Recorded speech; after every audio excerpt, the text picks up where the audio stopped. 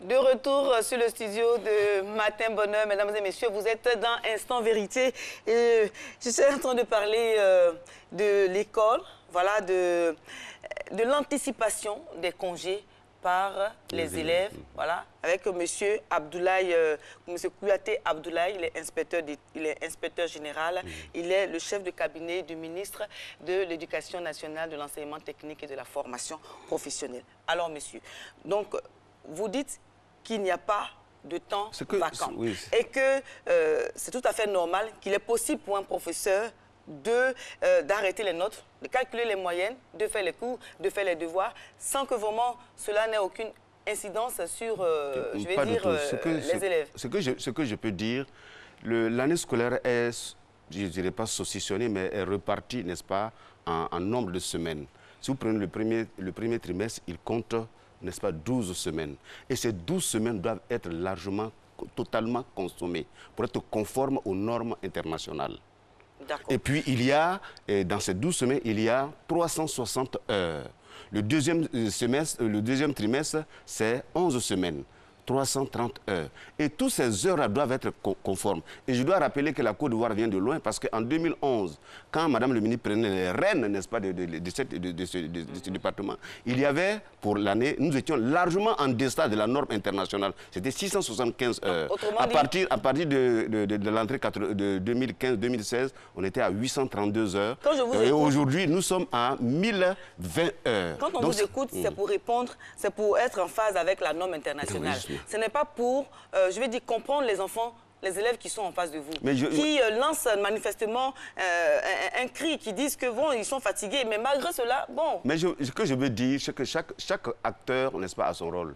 Il appartient à l'État de Côte d'Ivoire, au ministère, de faire un programme. Chacun a son rôle. Et comme le disait un auteur, dans une société africaine bien hiérarchisée, chacun y trouve sa place.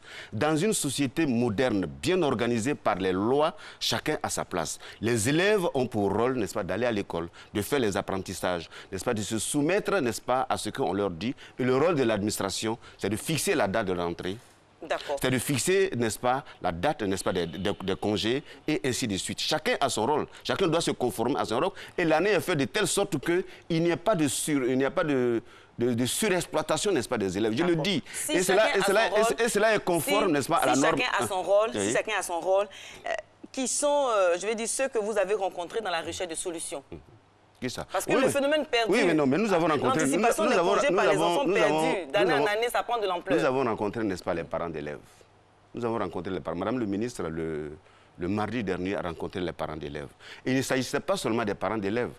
Les chefs religieux, les guides religieux, les chefs traditionnels, au haut niveau, n'est-ce pas, les associations, n'est-ce pas, des parents d'élèves.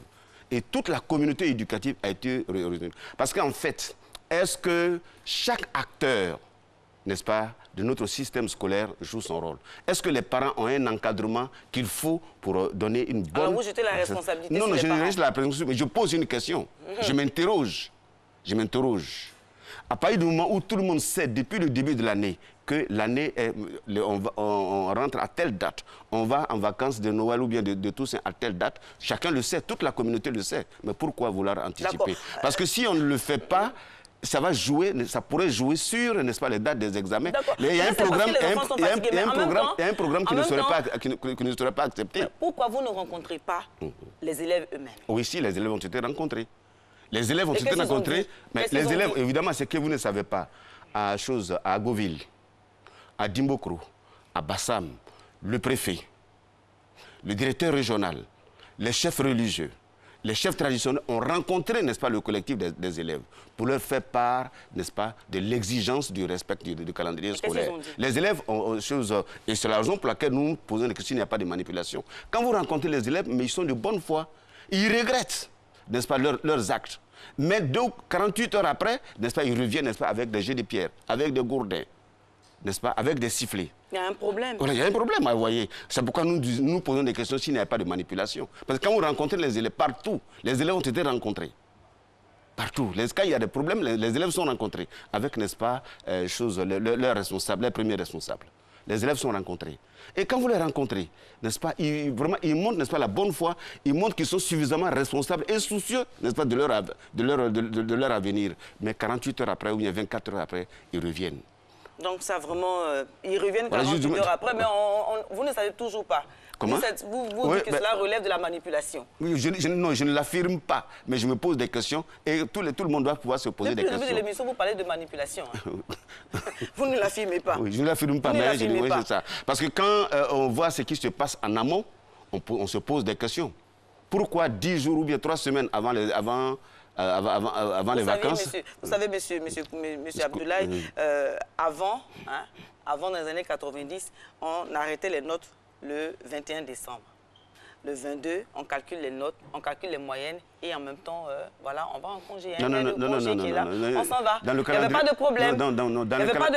Dans le calendrier scolaire, parce que ce que je veux vous dire, les notes sont arrêtées soit une semaine avant, n'est-ce pas, les vacances, pour permettre de tenir les conseils des classes pour que les parents aient les bulletins de notes, n'est-ce pas, pendant les vacances, et puis voir quels sont les rattrapages qu'ils peuvent faire au niveau des enfants. Sinon, les notes ne sont jamais arrêtées, n'est-ce pas, le jour de départ des vacances. Une semaine ou bien 2 semaines avant, les notes sont arrêtées pour permettre de tenir les conseils des classes. Alors, voilà. Monsieur Kouyaté, oui.